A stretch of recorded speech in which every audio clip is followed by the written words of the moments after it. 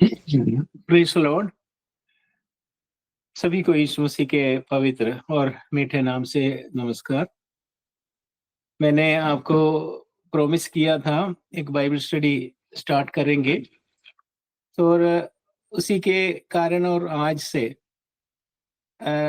एक ऐसा उम, अ, क कार्य आ गया है ताकि हम लोग अभी एक स्टडी शुरू कर सकता है, ओके? क्योंकि अभी तक उसमें तैयारी नहीं कर सका था, तो आज हम उसी से शुरू करेंगे। अगर परमेश्वर चाहे या परमेश्वर का इच्छा है, तो आगे को हम ये बाइबल स्टडी कंटिन्यू रखेंगे। और ये जो बाइबल स्टडी हमने कई बार आपके साथ कई सब्जेक्ट्स का किया था। अ, अभी दोबारा एक और बार हर एक कार्य एक सिस्टमैटिक वे में आपको मैं देने के लिए कोशिश करूँगा। ओके? Praise the Lord. तो मैं आपसे प्रार्थना करूँगा, ओके, क्या ये रिले करने के कारण आप किसी भी समय में आपके समय के अनुसार आप देख सकता है, ओके? और उसमें से आप थोड़ा-सा सीरियसली लें, क्योंकि ये जो बाइबल स्टडी हम जो कर रहा है, प्रेज़ द लॉर्ड, एक आपका प्रभु के साथ जाने का जो तैयारी के लिए प्रेज़ द लॉर्ड आपका सहायता करे। तो उस उद्देश्य को मन में रखे मैं हमने ये बाइबल स्टडी शुरू कर रहा है, इसलिए आप जितना सीरियसली ले उतना आपके लिए ये फ़ायदेमंद होगा। मैं प्रार्थना करता हूँ आप सब लोग इस बाइबल स्टडी आपका आत्मिक जीवन के लिए बहुत लाभदायक हो। ज़रूर आप जितना इस कार्य को प्रभु की ओर से आपका जीवन और भक्ति के लिए आपके घर के अंदर आपके पर्सनल प्राइवेट स्टडी रूम में ही आपको ये अरेंजमेंट प्रभु ने करके दे रहा है। मैं प्रभु का बहुत-बहुत धन्यवाद करता हूँ। लेकिन मैं आपसे रिक्वेस्ट है, जितना प्रभु आपके लिए जो कर रहा है, मैं भी आपके लिए ये कर रहा है, उसी का आप इम्पोर्टेंस देखकर, उसी का महत्व को समझकर उसको आप फ़ायदा उठाने के लिए कोशिश कीजिएगा। ओके, तो आप जब आज से हम ये बाइबल स्टडी शुरू कर रहा है, प्रेज़ द लॉर्ड। ओके, इसका पीछे का उद्देश्य इस बाइबल स्टडी के बीच-बीच में आएगा। ओके? Praise Lord. शुरू में हम परमेश्वर से ही हर एक कार्य शुरू करना चाहते हैं, क्योंकि हर एक परमेश्वर से ही शुरू हुआ है। ओके? परमेश्वर के कारण है हर एक कार्य जो भी हो इस दुनिया में हम देखते हैं और हमारे जीवन में हो, वो हर एक कार्य प्रभु के कारण से होता था। तो प्रभु से ही हम ये शुरू करेंगे, वो प्रभु के बारे में हम थोड़ा पहले सीखेंगे, इसके बाद हम शुरू करेंगे। सबसे पहले मैं एक वचन उसी विषय के लिए मैं पढ़ना चाहता हूँ। वो आप यूहन्ना का सुसमाचार ले लीजिए, 17 का 3 ले लीजिए, यूहन्ना का सुसमाचार 17 का 3। आप अच्छी तरीके से जानता है ये वचन। अ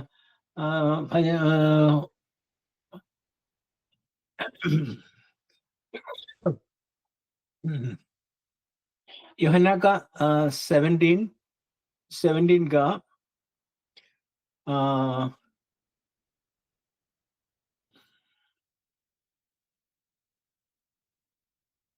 का 3 आपको मिल चुका होगा। ओके, उसमें ये लिखा है अ, और अनंत जीवन ये है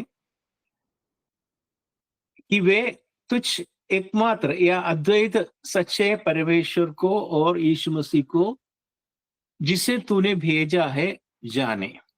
ओके, तो हम पे कहते हैं, परमेश्वर ये कहते हैं द इटर्नल लाइफ, ये आनंद जीवन हमारे लिए प्रभु, ये आनंद जीवन के बारे में जो कहा है, मैंने ये विषय, ये सब्जेक्ट इसलिए लिया है क्योंकि अनंत जीवन के विषय में ही हम हमेशा इच्छा रखते हैं, उसी के लिए ही हम ये सारा कार्य कर रहा है, क्योंकि प्रभु हमारे लिए जो उत्पत्ति में मनुष्य को नष्ट हुआ वो आनंद जीवन हमें प्रभु ने वापस दिया है। तो इसको हमें किस तरीके से संभाल के आगे ले चलना, क्योंकि उस समय जिस समय आदम को जो प्रभु ने पृथ्वी पर भेजा था, उस समय उनको वो अनंत जीवन उसमें था। आपको पता है ना, उनके जीवन में प्रभु ने उनके नाथनों में परमेश्वर ने जीवन का सांस फूंका था। मनुष्य को बनाने के बाद उनके नाथनों में जीवन का सांस फूंका था। कौन सी जीवन का सांस? परमेश्वर का जीवन का सांस। परमेश्वर का जीवन का स्पेशलिटी क्या है? वो आनंद जीवन है। तो आनंद जीवन का सांस केवल एक ही प्राणी के अंदर परमेश्वर ने फूंका है, वो मनुष्य का है। इस कारण से वो तब से आनंद जीवन का वारिस बन गए थे। उसके अंदर परमेश्वर का तेज भी था, सब कुछ था, और वो सांस फूकने के कारण। लेकिन उस समय आपको पता है, परमेश्वर से वो परमेश्वर के साथ उन्होंने पाप करने के कारण, पाप के बारे में हम अगले स्टडी में और दिन में आएगा ना, उस समय हम उसके बारे में एक्सप्लेन करेंगे एक और बार। आपको मालूम है, लेकिन फिर भी एक और बार हमें आपको उसके बारे में एक्सप्लेन करेंगे। तो उसकी वजह से क्या हुआ, उनके अंदर से सारा क्या कहते हैं, स्पिरिचुअलिटी, दैट मीन्स प्रभु का जो भी कार्य उनमें था, वो मतलब परमेश्वर का जीवन था, वो परमेश्वर का वो ग्लोरी था या तेज था, वो सब प्रभु मनुष्य से दूर हो गए थे। तो परमेश्वर के ईश्वरीयत से मनुष्य वंचित हो गए थे। ये सारा कहानी आपको पता है। लेकिन परमेश्वर ने हमें ये बताया था क्या कि जिस दिन हम यीशु मसीह पर विश्वास करोगे, उस समय हमें क्या मिलेगा वापस, वो मैं आपको दिखा दूंगा। हमें अनंत जीवन मिलेगा। जो कोई विश्वास करता है, पिता परमेश्वर की इच्छा है उन्हें क्या मिले, अनंत जीवन मिले। और इसलिए परमेश्वर यीशु मसीह भी हमें कहते, यूहन्ना का सुसमाचार कहते, यूहन्ना का पत्रिका में यूहन्ना ये कहते हैं, मैं ये पत्रिका इसलिए लिखा है तुम जानो, ताकि क्योंकि तुम्हें क्या है, तुम्हें आनंद जीवन है, तुम आनंद जीवन में है। तो आप और मैं अभी इस समय एक्चुअली आनंद जीवन में चल रहा है, क्योंकि हमें नष्ट हुआ जो वो अनंत जीवन हमें प्रभु ने वापस दिया है। तो हम सभी अभी भी आनंद जीवन का वारिस है, ये आप समझकर आपको चलना है। मैं बीच बीच में वो वचन भी आपको देता रहूंगा। इस कारण से प्रेज़ द लॉर्ड, हर एक कार्य हम लोगों को प्रभु की ओर से शुरू से ही मिला है, और हम प्रभु में है। एक का कारण भी यही है, प्रभु की वजह से है, क्योंकि प्रभु उत्पत्ति से पहले, मतलब सृष्टि करने से पहले ही प्रभु ने हमें देख रखा था। प्रभु की योजना में हम आए थे, इस कारण से ही हम ये सारा कहानी आपको मालूम है। ओके, तो प्रभु के कारण होने के कारण सबसे पहला जानकारी हमें प्रभु के बारे में होना चाहिए, प्रभु की इच्छा के बारे में होना चाहिए, प्रभु का मन के बारे में होना चाहिए, प्रभु की योजना के बारे में होना चाहिए, प्रभु का स्वभाव के बारे में होना चाहिए, प्रभु किस चीज को महत्व देता है उसके बारे में होना चाहिए। क्योंकि अगस्तीन के पुस्तक में ये कहते हैं, 5वां अध्याय में कहते हैं, निर्बुद्धि ना बनो, है ना। और क्या कहते हैं, परमेश्वर की इच्छा क्या है वो समझ लो।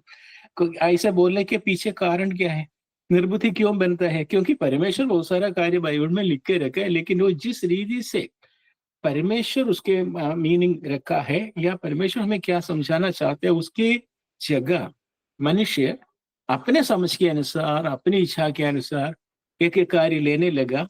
तब परमेश्वर हमें कहते हैं, दुर्बुद्धि ना बनो। अपनी इच्छा के अनुसार बाइबल को मत ले। और परमेश्वर क्या उसमें से चाहता है, क्योंकि परमेश्वर का वचन लोगों से, यूहन्ना का सुसमाचार में ये कहते हैं, आदि में वचन था, वचन परमेश्वर के साथ था, परमेश्वर के साथ था। मतलब वो वचन क्या है, परमेश्वर का मन है, परमेश्वर का इच्छा है। ओके, तो वो परमेश्वर की इच्छा के कारण ये सारा कार्य हुआ। इसलिए हम प्रभु से पूछना है, हे प्रभु, हमारे बारे में आपका योजना हमें बता दीजिए। और आपने हमें ये सारा वचन बाइबल वगैरह दे रखा है, उसमें से हम किस किस कार्य को समझना है, किस रीति से समझना है, इसमें से हम लोगों के लिए कौन कौन सी कार्य को मुख्यता देना है, हम किस कार्य को हमारा लाइफ में प्रैक्टिस करना है, ये सारा कार्य हम प्रभु से बात करके हम समझे। इसलिए सबसे इम्पोर्टेंट है प्रभु को समझना। इसलिए यूहन्ना का सुसमाचार का 17 का 3 में ये कहते हैं, तुझ एकमात्र परमेश्वर को, क्योंकि हर चीज उसी में से हुआ, तुझ एकमात्र परमेश्वर को, और परमेश्वर का वही एक्सप्रेशन देहधारी होकर आए थे, वो यीशु मसीह है, उसको समझना। क्योंकि यीशु मसीह का, वो परमेश्वर का पूरा प्रोग्राम हमें समझना है, तो परमेश्वर को और यीशु मसीह के बारे में समझना बहुत जरूरी है। ओके, इसलिए हम परमेश्वर को समझने के लिए, परमेश्वर की योजनाओं को समझने के लिए और परमेश्वर जो बताए हुए हर कार्यों को थोड़ा-थोड़ा करके हम समझने के लिए इस स्टडी के द्वारा हम कोशिश करेंगे। ओके? ओके। सबसे पहले मैं प्रभु के बारे में कुछ कार्य आपको समझाना चाहता हूँ। प्रभु के बारे में हम जानते हैं प्रभु को, आप अच्छी तरीके से जानते हैं, प्रभु को बहुत प्रेम भी करता है, अपने बाइबल भी पढ़ चुका है, हर एक कार्य, लेकिन कुछ कार्य में एक सिस्टमैटिकली आपका जानकारी के लिए मैं देना चाहता हूँ। हो सकता है आप जानता है तो भी उसको एक सिस्टमैटिक वे में आपने अभी तक आपने नोट नहीं किया होगा, तो आपको मैं इस स्टडी के द्वारा आपको तो कुछ कार्य देना चाहता हूँ। सारा कार्य तो नहीं आएगा, लेकिन फिर भी हम कोशिश करेंगे, जितना पॉसिबल है उतना आपको मैं देते रहेंगे। ओके? सबसे पहले मैं आपका जो परमेश्वर और मेरा जो परमेश्वर है, सर्वशक्तिमान परमेश्वर है, एकमात्र परमेश्वर है, सच्चा परमेश्वर है। हमारा यीशु मसीह का यीशु का पिता या पिता परमेश्वर हम कहते हैं, उसके विषय में कुछ कार्य मैं बताना चाहता हूँ। उसमें सबसे पहले परमेश्वर का कुछ कैरेक्टरिस्टिक्स, गुण कुछ विशेषताएँ हैं, मतलब कुछ एट्रिब्यूट्स, उसको इंग्लिश में एट्रिब्यूट्स कहते हैं। तो बाइबल में से हम कुछ कार्य परमेश्वर का स्वभाव के बारे में, परमेश्वर का विशेषताओं के बारे में, कुछ स्पेशलिटीज़ हम पहले देखें। ओके? सबसे पहले परमेश्वर का नेचर, परमेश्वर का प्रकृति, परमेश्वर क्या है? परमेश्वर का एक जानकारी आपको मैं जानता हूँ, एक स्टडी है, तो इसलिए अब थोड़ा-सा डिटेल जब मैं जाना ही अच्छा है। इस कारण से मैं इस तरीके का स्टडी आपको शुरू आप करना चाहता थे। तो पहले nature of the God, okay? परमेश्वर का जो प्रकृति, परमेश्वर, ओके? बाइबल में से सबसे पहले कहते हैं परमेश्वर का वचन यूहन्ना का सुसमाचार में ये कहते हैं 4 का 24 में, 4 का 24 में सबसे पहला हुक्म में क्या लिखा है? परमेश्वर क्या है? आत्मा है। God is a spirit.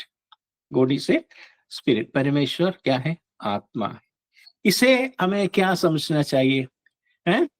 परमेश्वर मतलब कुछ मैटर और कुछ क्या कहते हैं चीजों से या दुनिया का कुछ ऐसी हम देखने वाले वस्तुओं से परमेश्वर बना नहीं है। ओके? मतलब परमेश्वर एक आत्मा है, जैसे में हम लोग हैं, हमारा शरीर है। हमारा शरीर इस दुनिया में लिया हुआ कई सारे वस्तुओं से ही हमारा शरीर बना हुआ है, लेकिन इसके अंदर एक आत्मा है। वो आत्मा किसी से नहीं बना है, वो प्रभु ने बनाया हो।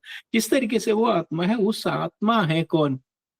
परमेश्वर। लेकिन हम लोगों को पूरा होने के लिए केवल आत्मा नहीं है, हमें शरीर भी चाहिए, और शरीर का मटेरियल इस दुनिया का मटेरियल से लिया हुआ है। लेकिन परमेश्वर के पास ऐसे किसी जगह का कोई मटेरियल नहीं है, कोई मटेरियलिस्टिक प्रेजेंस परमेश्वर का फिजिकल नेचर में नहीं, परमेश्वर का कोई फिजिकल नेचर नहीं है, उनका नेचर में नहीं है। So it is totally absolutely spirit. उसमें अंदर कोई भी ऐसे कोई चीज का वस्तु नहीं है, बस ऐसे टोटली स्पिरिट। ओके? ओके।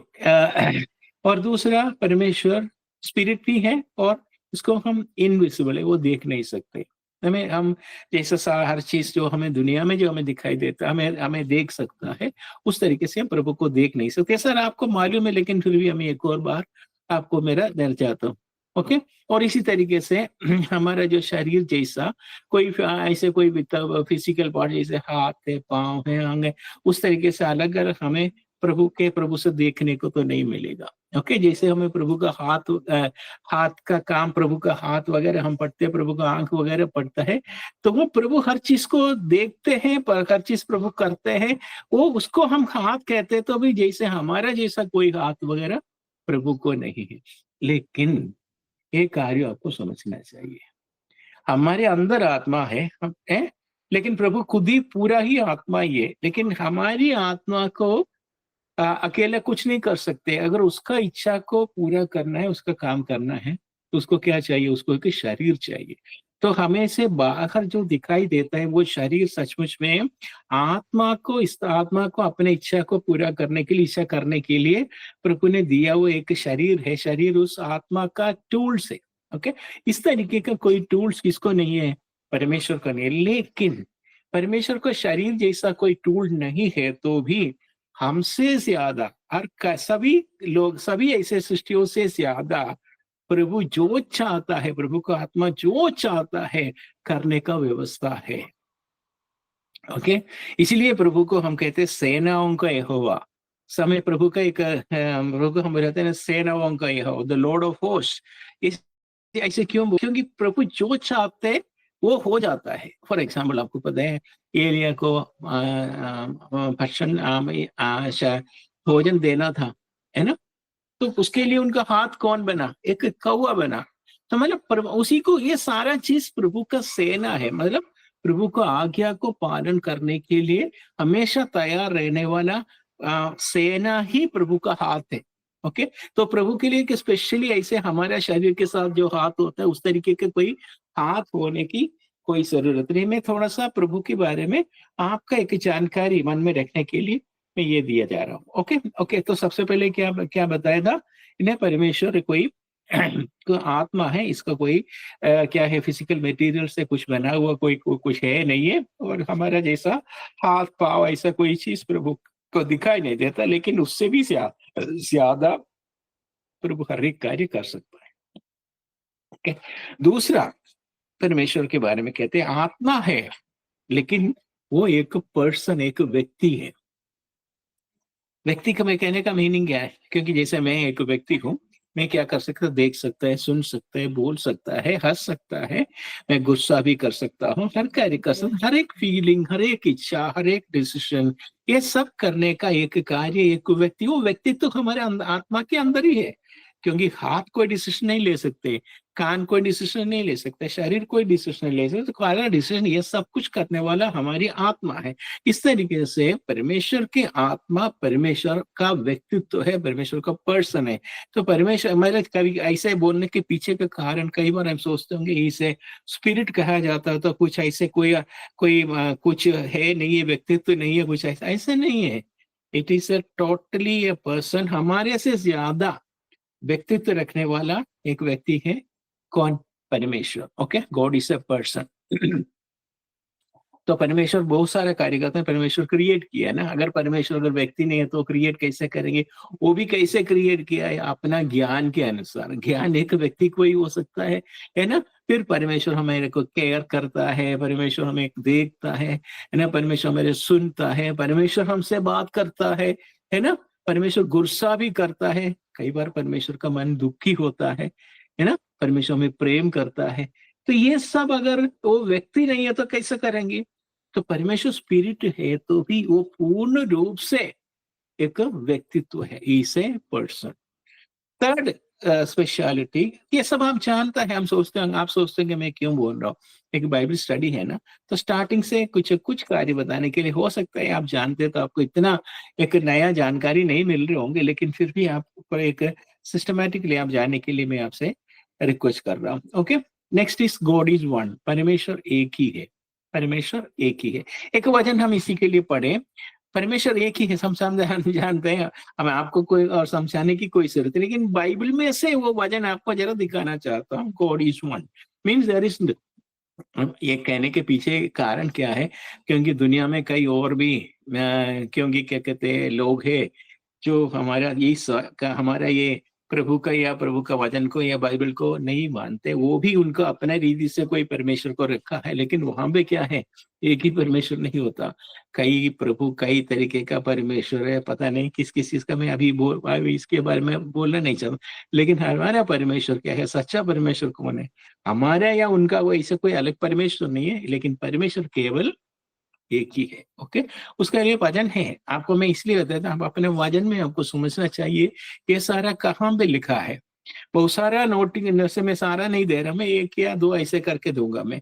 तो अभी इसी के लिए एक एक वजन हम पढ़े। अभी अगर बाइबल लेके देखे, बाइबल से ही पढ़े तो अच्छा है। मैं ये जरूर मैं आपको ये स्क्रीन में वो दिखा दूंगा, लेकिन इससे अच्छा है जब मैं बोलूंगा तो आप अपना बाइबल देखें, क्योंकि बाइबल के साथ हमारा अटैचमेंट ज्यादा जरूरी है। ओके, उसमें ये लिखा है, सॉरी, व्यवस्था विवरण, व्यवस्था विवरण का 6 का 4-5, व्यवस्था विवरण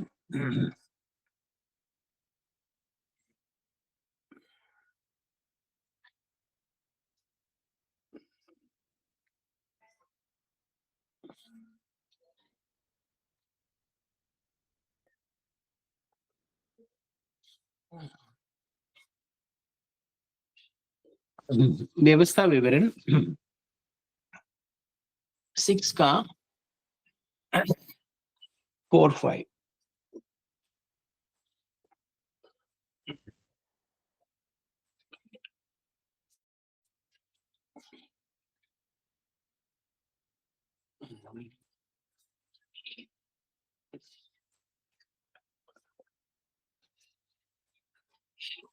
6 का 4-5 में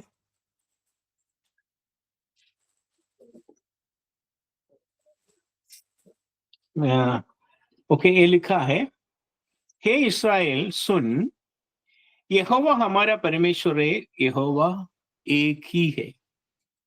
हे इस्राएल, हे परमेश्वर का लोगों को सुन। ओके, हमारे पास 10 परमेश्वर नहीं है। ओके, एक ही परमेश्वर है और उनका नाम क्या है? यहोवा है। तो हम परमेश्वर के बारे में सीख रहे थे, कुछ तो आइडिया मैं शुरू से दे रहा हूँ। ओके, ये बाइबल में ये लिखा है, हे इस्राएल, हे परमेश्वर का लोगों, क्या है? तुम्हें कितना परमेश्वर है? एक है। तुम्हें नहीं है, सचमुच में सारा सृष्टि के पीछे एक ही परमेश्वर है और उनका नाम क्या है? यहोवा। Okay, that is the fourth point. Fifth point, परमेश्वर एक है तो भी एक है, लेकिन उसका 3 पर्सनालिटी से वो 3 में उनका ऑफिस चलता है। एक ही व्यक्ति का कार्य वो अपने आप को 3 में 3 करके उनका ऑफिस, क्योंकि उनका वर्किंग मेथड को देख, वर्किंग मेथड्स के कारण उसको 3 रीति में देखा जाता है। ओके, और इसलिए हम कहते हैं it's a triune God. Triune के मीन्स उसके अंदर 3 भाग है, 3 ऑफिस है, लेकिन 3 ऑफिस है तो भी परमेश्वर एक ही है।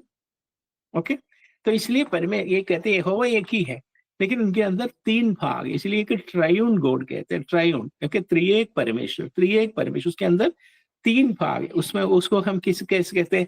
क्योंकि मनुष्यों से जब बात परमेश्वर का डीलिंग करते थे कि 3 रीति से परमेश्वर का ऑफिस चलते हैं। उसमें वो है पिता का एक रीति में परमेश्वर होता है, परमेश्वर हम लोगों के लिए होता है, और पिता, और एक पुत्र के रूप में, पुत्र का मीनिंग क्या है? क्योंकि एक हम लोग ही तो परमेश्वर का पुत्र लोग है, तो हमारा जैसा रूप धारण करके देहधारी प्रभु ने देहधारी हुआ था।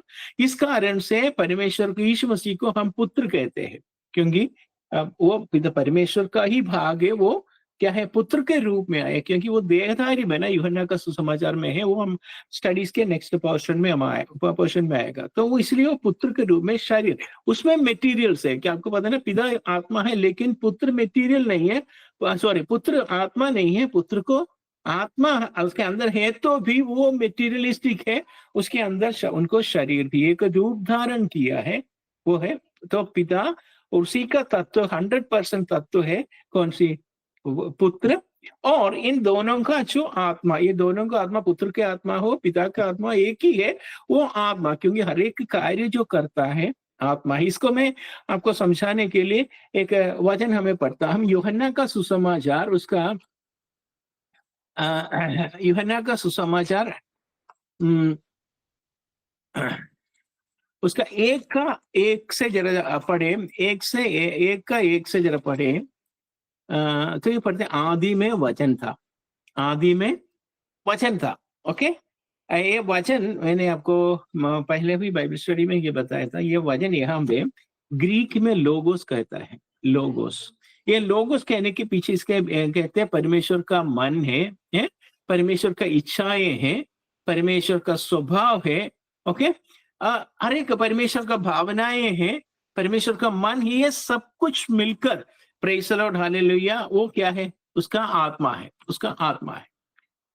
प्रेज़ द लॉर्ड कहते हैं वचन है। ये वचन का मीनिंग वो है, लोगोस का मीनिंग यही है। वचन का मीनिंग परमेश्वर का मन या लोगोस। तो इसमें क्या क्या है? परमेश्वर की इच्छाएं हैं, परमेश्वर का आशाएं हैं, परमेश्वर का भावनाएं हैं, परमेश्वर का उद्देश्य है, परमेश्वर का पर्पस है। ये सारा मिलकर ही वो आत्मा बनता है या वचन बनता है। वचन बनता है उस परमेश्वर का हृदय का भाग मैं कहता हूं।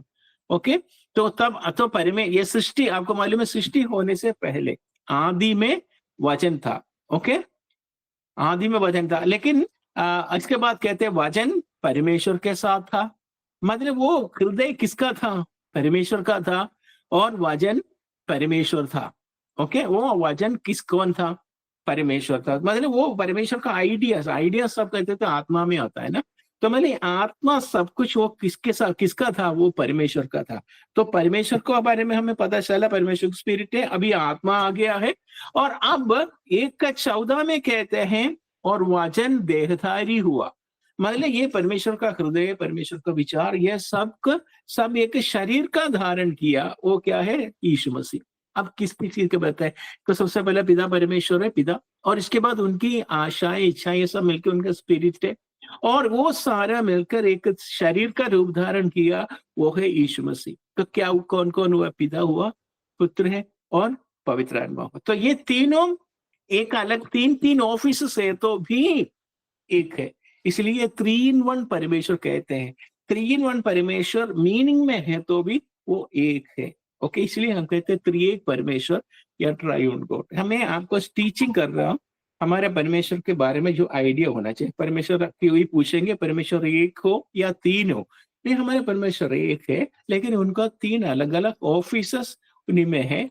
कई हम दूसरे लोगों को समझाने के लिए कोशिश करते, इतना पॉसिबल नहीं है, इसके लिए आप कोशिश मत कीजिए। ओके, तो हमें अपने 4 कार्य आपको अभी बताया था। सबसे पहले कहते हैं गॉड स्पिरिट, परमेश्वर आत्मा है। दूसरा बोले परमेश्वर एक व्यक्ति है। तीसरा गॉड परमेश्वर एक ही है। 14 क्या कहते हैं, परमेश्वर के अंदर 3 भाग है, उसको ट्रिनिटी कहते हैं।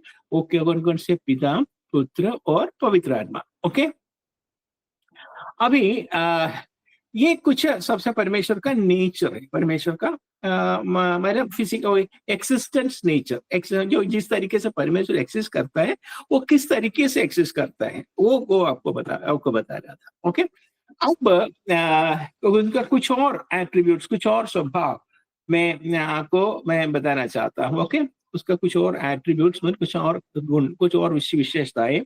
ओके, वो विशेषताएं में सबसे पहला ये क्या कहते हैं, उसका नेचर में नहीं आता, उसका एट्रीब्यूट्स उनका दूसरा स्वभाव। ओके, जो दूसरों को नहीं होता। सबसे पहले क्या कहते हैं, God is self existent. Self existent means खुद आया है, खुद आया है, खुद है। ऐसे कोई भी कार्य खुद नहीं आता। ओके, मैं आपको एक वजन इसके लिए मैं पढ़ना चाहता हूँ। उत्पत्ति का किताब का पहला अध्याय का पहला शब्द हम पढ़े, पहला अध्याय का, आदि में परमेश्वर आकाश और पृथ्वी की सृष्टि की। ओके, और शब्द जरा ध्यान रखना। मैं आपको बताना चाहता हूँ परमेश्वर का एक स्पेशल ये है, वो सेल्फ एक्सिस्टेंस है, खुद, क्योंकि परमेश्वर का कोई शुरुआत भी नहीं है, परमेश्वर को किसी ने बनाया भी नहीं है। ओके, जैसे परमेश्वर इसके बाद सारा सृष्टि की है, लेकिन परमेश्वर सृष्टि किया हुआ व्यक्ति नहीं है, परमेश्वर खुद आया है। ओके, परमेश्वर के बाद ही आदि में सृष्टि शुरू है। तो आदि जो शब्द है, आदि हमने जो अभी उत्पत्ति का किताब में जो पढ़ा है ना, आदि का मतलब क्या है, समय का स्टार्टिंग है ना, समय का स्टार्टिंग। तो समय का स्टार्टिंग होना, समय अभी मैं एक सृष्टि करने जा रहा हूँ, तो यहाँ से शुरू करता हूँ, तो यहाँ से वो सृष्टि के लिए क्या शुरू होता है, आदि शुरू होता है, समय शुरू होता है। लेकिन ये सब करने के लिए कौन था पीछे, परमेश्वर था। तो परमेश्वर का कोई शुरुआत है, नो। परमेश्वर एक सृष्टि करने के लिए सोचा, तो उस सृष्टि के लिए एक बिगिनिंग है, इसलिए इन द बिगिनिंग, उससे पहले, बिगिनिंग से पहले कौन था, परमेश्वर। इसलिए परमेश्वर कौन है, खुद आया हुआ है, खुद है, इसलिए हम हिंदी में खुदा कहते हैं। ओके, तो दैट इज द नेक्स्ट, परमेश्वर है क्या है, सेल्फ एक्सिस्टेंट है। ओके, आदि में परमेश्वर था।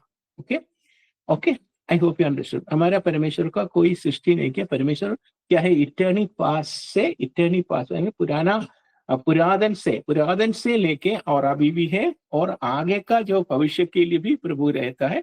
तो उनका कोई क्या है, इटर्निटी पास से लेके इटर्निटी पास से लेके इटर्निटी फ्यूचर तक कौन होता है, परमेश्वर होता है। ओके, लेकिन इसके बीच में परमेश्वर का मन में कुछ भावनाएं आ गए, उसी तरीके का वो सृष्टि की, वहां से क्या शुरू किया है, समय शुरू हुआ है। समय शुरू हुआ मतलब सेकंड शुरू हुआ, मतलब clock started ticking away. Okay, from that moment onwards, mean तब से क्या शुरू हुआ, सेकंड शुरू हुआ, मिनट शुरू हुआ, आवर शुरू हुआ। ओके, इस तरीके से फिर डे शुरू हो गया, फिर वीक शुरू हुआ, और ये सब उसी दिन से ही शुरू किया। और आपको पता है मार्कुस का सुसमाचार में और मत्ती के सुसमाचार में प्रभु कहते हैं वो समय समाप्त हुआ। मैंने वो समय जो उस दिन जो सृष्टि से शुरू किया था वो व्यवस्था अभी तक चल रहा है, लेकिन उसका समाप्त होने का समय आ गया और आगे ये समय का व्यवस्था में से प्रभु इस सृष्टि को अलग करेंगी। तो उसके विषय में हम आगे का स्टडी में देंगे, आपको मालूम है लेकिन फिर भी आपको मैं बता रहा हूँ। ओके, अभी भी हम प्रभु ने उस दिन शुरू किया वो समय का व्यवस्था के अंदर है। ओके ओके, हम समय से बाहर, समय का व्यवस्था से बाहर जाने का वो समय आएगा, लेकिन वो दुनिया में नहीं। जब हम पृथ्वी प्रभु के साथ अपने प्रभु के साथ चले जाएंगे वहां पे इस दुनिया का समय का कोई व्यवस्था नहीं, हम समय का व्यवस्था से बाहर जाएंगे। ओके, ये सब हमारे टीचिंग में आएंगे। आपको कोई भी ऐसे टीचिंग में कोई बात आपको समझ में नहीं आ रहा है तो कुछ और एक्सप्लेनेशन चाहिए तो आप मुझे कांटेक्ट कर सकते हैं। ओके ओके, नेक्स्ट इज फैसले मैंने अभी अभी जो स्पेशल एट्रीब्यूट्स में प्रभु के बारे में कर रहा था, क्या कहते हैं, परमेश्वर खुद आया है, परमेश्वर गॉड इज सेल्फ एक्सिस्टेंट। क्योंकि और कोई भी चीज जिसके बाद प्रभु ने एक एक सृष्टि किया, उस सृष्टि के अंदर से उसे पता चलता है बाकी जो भी सृष्टि सेल्फ एक्सिस्टेंट नहीं प्रभु ने बनाए। मतलब प्रभु को छोड़ के बाकी हर एक कार्य सेल्फ एक्सिस्टेंट नहीं है, कोई ना कोई किसी ने तो बनाया है। Okay, number 2, okay, God is self sufficient, God is self sufficient है। मतलब लेकिन हम लोग ऐसा नहीं है, हम लोग क्या कहते हैं, हम लोगों को किसी का सहायता चाहिए, कई कार्य हमें दूसरों की हेल्प चाहिए, है ना, कई कार्य में हम डिपेंड करता है। केवल हम नहीं, दुनिया का प्रभु ने जो किया हो सृष्टि, इवन पंछी हो, जानवर हो या कोई भी क्यों हो, कोई ना कोई कार्य दूसरों से डिपेंड करता है। लेकिन प्रभु को किसी की कोई वस्तु की कोई जरूरत नहीं। एक वचन में आपको जरा ये सेल्फ सफिशिएंट का हिंदी यही है, आत्मनिर्भर। हिंदी में सेल्फ सफिशिएंसी का हिंदी ट्रांसलेशन है आत्मनिर्भर। ओके, समझ में आ रहा है ना। तो अभी उसके लिए मैं एक वचन पढ़ना चाहता हूँ, भजन संगीता 50 का 10-12। भजन संगीता 50 10-12।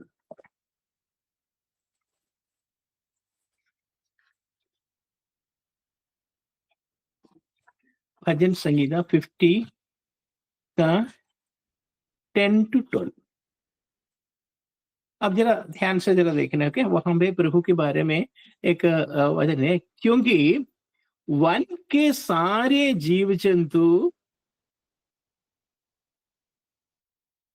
वन के और क्योंकि वन के सारे जीव जंतु और हजारों पहाड़ों के जानवर मेरी ही है।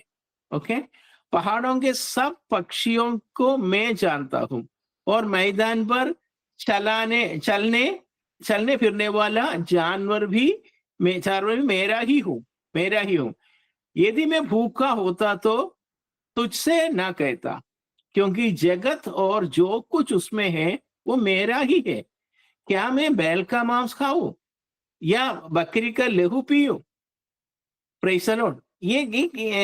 ये कहने का पीछे कारण, क्योंकि हम बलिदान, इसके बाद बलिदान के बारे में, जो लोग परमेश्वर को प्रसन्न करने के लिए जो बलिदान चढ़ाने के लिए हमेशा तैयार होते रहता था, वो पैसा भी देने के लिए तैयार होता था, तेल भी देने के लिए तैयार होता था और जानवरों को बलि चढ़ाने के लिए भी तैयार होता। प्रभु कहते ये सब करने से मैं प्रसन्न थोड़ी हूँ। आप जैसे जानवर को बलि चढ़ते हैं, जानवर किसका है? वो मेरा ही तो है। आप मुझे प्रसन्न करने के लिए आप कितना बलि चढ़ाओगे, कितना जानवरों को बलि चढ़ाओगे? इससे इस तरीके से मैं प्रसन्न हुआ क्या? हुँ? मेरे को इस तरीके का कार्य से मैं आपको मुझे कैसे तृप्त कर, ये किसका है? तो मेरा सामान देख के, मेरे को देख के मुझे कैसे तृप्त कर सकता है? और मैं क्या चाहता हूँ ये नहीं, ये रकम तुम्हारा मन चाहता है, तुम्हारा मन फिराव चाहता है ना? अगर वो नहीं है, ये सब करने से क्या होता है? तो मतलब परमेश्वर इसके ये वजन के पीछे एक मीनिंग, एक दूसरा छिपा हुआ यही है, प्रभु को हम लोगों का किसी चीज की कोई जरूरत नहीं है। या हम जो अगर प्रभु के लिए कुछ चढ़ाता है तो वो प्रभु एक्चुअली नहीं खाता या प्रभु इस्तेमाल नहीं करता है, लेकिन वहां पे जो याजक लोग हैं और कोई लोग हैं, ऐसे कुछ उसका लिशा का बंदोबस्त करना, व्यवस्था करना है, इवन दशांश भी, हर चीज उसी में ही इस्तेमाल हो जाता है। इस तो परमेश्वर को जैसे हम, लेकिन हम लोगों को ऐसा नहीं, हम लोगों को कई लोगों की जरूरत है, कई लोगों का मदद की जरूरत है, हमें पैसा की जरूरत है, हमें और बहुत सारे कार्यों की जरूरत है। परमेश्वर को ऐसे किसी भी व्यक्ति का, किसी हेल्प का या ऐसे किसी दान का कोई जरूरत नहीं है, इसलिए वो कहते हैं, वो क्या कहते हैं, सेल्फ सफिशिएंट है, वो आत्मनिर्भर है। आपको समझ में आ रहा है ना? ओके। और तीसरा जो कहते हैं, God is eternal. Eternal, eternal. Okay, हम लोग इटर्नल नहीं है। ओके, मतलब कोई भी चीज इटर्नल नहीं है दुनिया में। ओके, परमेश्वर इटर्नल। इटर्नल का मीनिंग अनंत है। प्रभु अनंत है। अनंत है का मतलब आपको मालूम, मैंने आपको पहले बोला, इटर्निटी को एक दो एंड है। एक तो एंड नहीं होता। एक तो इटर्निटी पास्ट। पास्ट कहाँ से पिछला इटर्निटी शुरू हुआ हमें तो नहीं मालूम, किसी को भी नहीं मालूम, कोई शुरुआत ही नहीं है। तब से कौन था? परमेश्वर है। परमेश्वर था। ओके, और अभी भी कौन है? परमेश्वर है। और आगे को अनंत काल, अनंत काल से लेके अनंत काल की ओर परमेश्वर रहता है। ओके, लेकिन हम भी इटर्नल का है। इटर्नल इटर्न देखेंगे, वो प्रभु के मन में आने के बाद हम प्रभु के आपको मालूम है, प्रभु ये सृष्टि को नींव डालने से पहले हम प्रभु का हृदय में था। ये एफेसियों का किताब में हम पढ़ते, तब से हमारे एक्सिस्टेंस है। और आगे हम प्रभु में बना रहे तो हमें को इटर्निटी पास तो मिलेगा। अगर मतलब ये प्रभु के साथ का प्रभु का जीवन हमें मिला है, तो वो इटर्निटी का जीवन हमें भी मिला है, तो इटर्निटी पास्ट है, लेकिन हमारे लिए कुछ शुरुआत तो है। तो इटर्निटी क्या है? सॉरी, इटर्निटी फ्यूचर तो हमारे लिए है, लेकिन इटर्निटी पास्ट हमारे लिए नहीं है। कहीं ना कहीं से हमने जो शुरू किया था, प्रभु का हृदय में आने के कारण ही तो हमने हमारा आत्मिक जीवन शुरू हुआ है, हमारा जीवन में प्रभु के साथ का जीवन शुरू हुआ है। तो हमारे लिए कुछ शुरुआत है, और हमारे को इतना तो है। लेकिन बाकी दुनिया का कोई भी और भी बहुत सारा ऐसे लोग हैं जो प्रभु को, उनके बारे में कोई योजना है नहीं है। उनको क्या है? इटर्निटी पास्ट भी नहीं है, इटर्निटी फ्यूचर भी नहीं है। उनका span of time very short period है, कुछ समय से लेकर कुछ समय तक। यही 73 भजन संगीता में हम आसाफ के बारे में पढ़ते हैं। आसाफ बहुत कंप्लेन कर रहा था, है ना, क्योंकि दोस्तों का जिंदगी को देखे उनके बारे में मैंने जो पवित्र गाय में मैंने हाथ धोया, वो मैं क्यों ऐसे किया, इस तरीके से वो कंप्लेन कर रहा है। तो परमेश्वर ने उनको उनको बोला है, तुम एक बार आंखें खोल के तो देखो। उस समय प्रभु के साथ थोड़ी समय आसाफ ने बैठा, तो थोड़ी समय इसके बाद देखा, तो उसने देखा उन लोगों का भविष्य क्या है। क्योंकि जो अभी जो आम बहुत ऐश करके दुनिया में बहुत बिना डर से, पाइपों का डरना, डर से जीने वाले लोगों का भविष्य को उन्होंने देखा क्या है, उन्होंने वो दलदल में खड़ा कर रखा है, ताकि किसी भी समय उसका अंत हो सकता है, वो कभी कभी भी वो वापस ना आने का है। फिर उसने देखा तो आसाफ का हाल देखा, तो कहते, तूने मेरे हाथ को पकड़ रखा है, तूने मेरे हाथ को पकड़ रखे कि मुझे नष्ट होने नहीं देते। तो प्रभु के साथ हमें आनंद जीवन के साथ ले जाता है। तो हम लोग, praise the Lord, eternity past नहीं है तो भी इटर्निटी फ्यूचर हमारे लिए है। लेकिन परमेश्वर का क्या है? इटर्निटी पास्ट भी है, इटर्निटी फ्यूचर। इटर्निटी पास्ट में भी परमेश्वर था, इसलिए परमेश्वर के बारे में कहते हैं परमेश्वर इटर्नल है। वो दोनों साइड से, पास्ट से भी, फ्यूचर से भी। I hope you understood. ये समझने में कोई दिक्कत तो नहीं है ना? आपको समझाने के लिए मैं इतना एक्सप्लेन कर रहा हूँ। मैंने सोचा ये बाइबल स्टडी है। अभी मैंने कितनी बार ये बाइबल स्टडी आपको देते रहूंगा। अब हफ्ते में ये मेरे को नहीं मालूम, जब भी मुझे टाइम मिलेगा मैं उसके लिए एक कैप्सूल आपको मैं देता रहूंगा, ताकि बीच बीच में आप अपना मोबाइल ऑन करके ये सुन सकता है। ओके, मेरे को लगता है मैं आज यहाँ पे कंप्लीट करते हैं, जहाँ पे खत्म करता हूँ, क्योंकि ज्यादा बैठना भी पॉसिबल नहीं होना आप लोगों के लिए। इसलिए मैं अभी यहाँ पे ये क्लास स्टडी समाप्त करता हूँ, और देखता हूँ इसके कंटिन्यूटी में कब आपको दे सकता हूँ, कल या परसों किसी समय करके आपको देता हूँ। लेकिन मेरा रिक्वेस्ट है, आप ये सबको सुनते जाएंगे, ठीक है? ओके, कोई भी आपको डाउट है तो आप मुझसे पूछ सकता है। ओके, प्रभु आप सबको बहुत बहुत आशीष दे। Thank you.